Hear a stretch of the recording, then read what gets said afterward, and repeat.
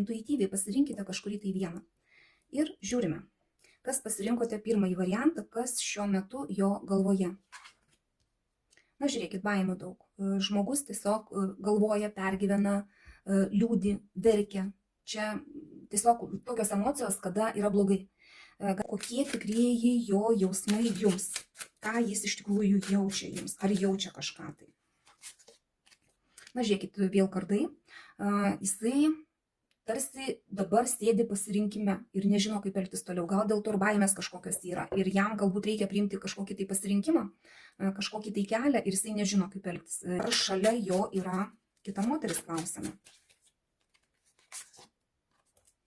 Ne, čia nėra kitos moters, nors gali būti taip, kad jisai galvoja apie praeitį. Galbūt kažkada buvo pas jį kažkas tai, ne šiuo metu, ne, bet anksčiau. Galbūt santykius kažkokius tai turėjo, ne, ir jisai dėl jų dar vis liūdi.